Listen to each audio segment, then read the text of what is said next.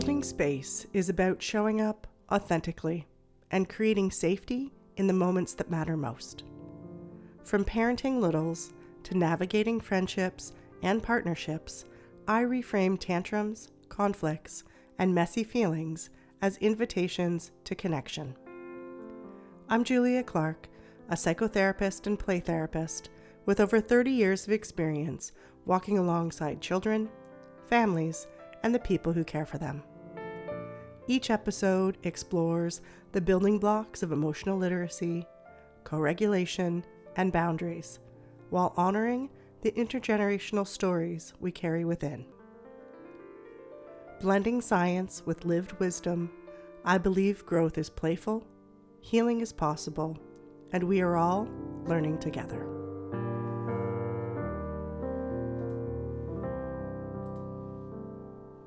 Hi, I'm Julia, and together we're holding space. Over these past many weeks, we've been on a journey. Step by step, we've been exploring what it really means to listen to ourselves and to our children, and to the unspoken language that often says the most. If you're new here or you've missed earlier episodes, I want to gently invite you to go back and listen to episodes 1 through 9. That first block focused on the language of feelings, why naming emotions matter, how co-regulation and self-regulation work together, and what it takes to create emotional safety in our homes and relationships.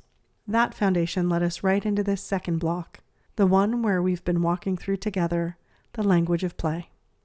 In episodes 10 through 17, we've explored the many ways children can use play as their natural language of healing. We began with non-directive play therapy, where the child leads and doesn't need to be pushed to talk, where safety, attunement, and permission become the soil in which healing can grow. We looked at the difference between everyday play and therapeutic play, and how the right environment with a regulated adult who reflects without judgment can turn a tower of blocks or a dollhouse scene into a profound story of healing. We explored what therapists are really watching for: themes, patterns, intensity, and repetition, not to analyze or label too quickly, but to witness the emotional movement happening beneath the surface. Symbols, stories, and meaning. From there, we moved into a symbolic play, where a block becomes a phone, a doll becomes a mom, a line becomes anger. Children use metaphor and story to process what they can't say directly.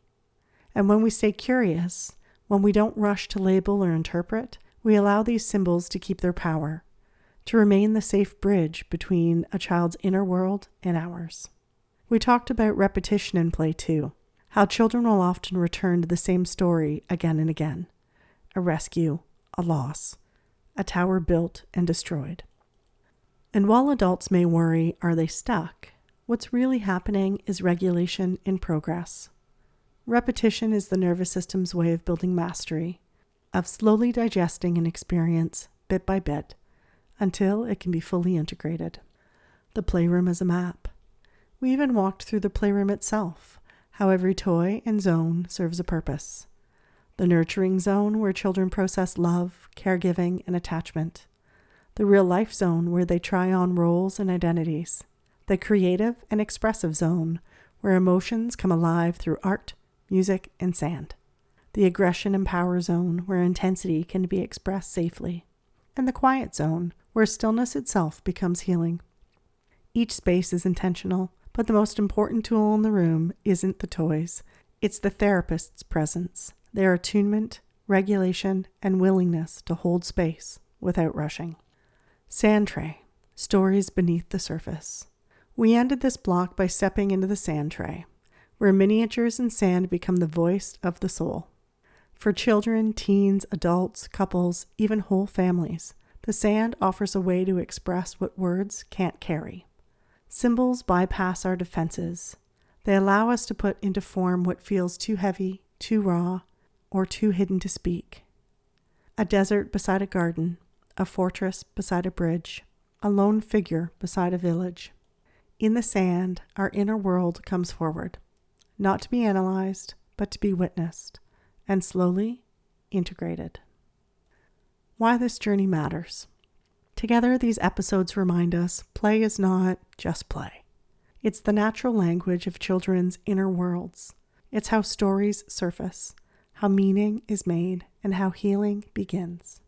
And this is not only true for children.